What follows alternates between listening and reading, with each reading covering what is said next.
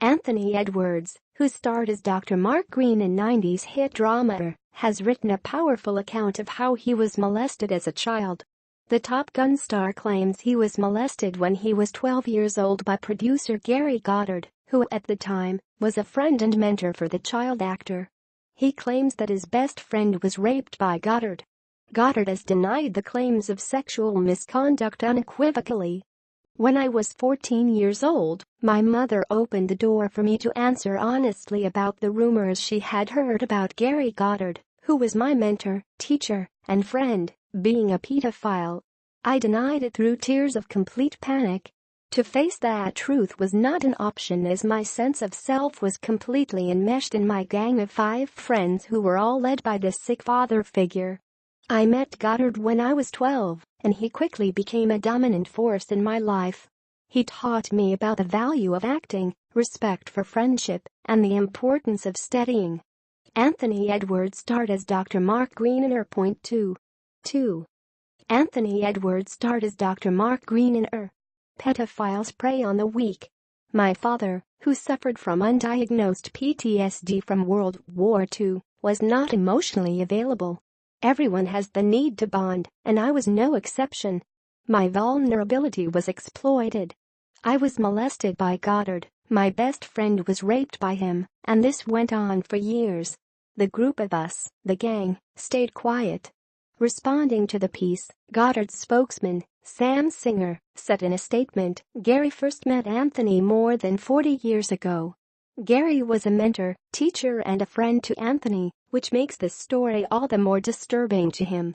As to the allegations that Mr. Edwards made in his post today, I can unequivocally deny them on Gary's behalf. Gary played an important role in helping start Anthony's acting career and acted as his personal manager. He has nothing but the greatest respect for Anthony as a person. Gary is saddened by the false allegations. Singer added, "The post by Anthony, as well as many of the news stories today, reference a legal claim made against Gary approximately 4 years ago regarding sexual harassment. The complaint was demonstrated to be fraudulent as it was completely fabricated and ultimately withdrawn by the complainant and his attorneys." In his piece, Edwards goes on to say that the tragic effect of sexual abuse in children is that the victims often feel deeply responsible. With their sick form of control, abusers exploit a child's natural desire to bond. The victims are required to play by the abuser's rules, or else they are out, banished from the only world they know. Abusers are successful when they keep control of that little world, a world that is based on fear. The use of fear to control and manipulate can be both obvious and subtle.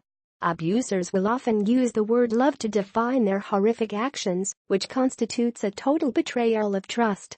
The resulting damage to the emotional development of a child is deep and unforgivable, he wrote on Medium.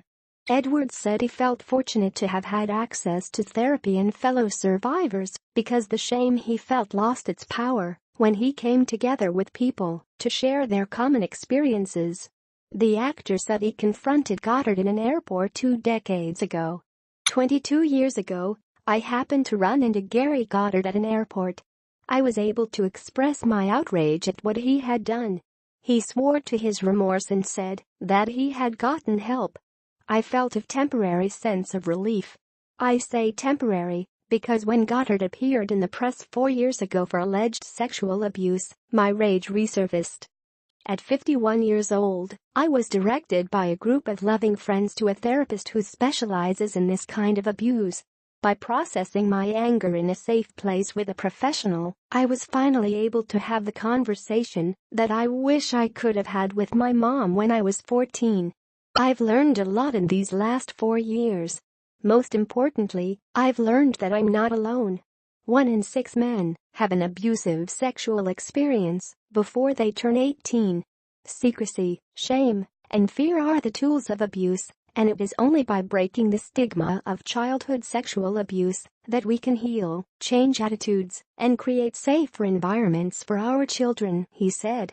Right now, there are children and adults who want to talk. Right now, there are people who have witnessed this kind of abuse but don't know how to help. Right now, there are millions of victims who believe that the abuse they experienced was somehow their fault. There are millions of children in our country who are one conversation away from being heard, just as there are millions of adult men who are one step away from healing. I did not go from being a victim to a survivor alone. No one does. I had to ask for help, and I am so grateful that I did.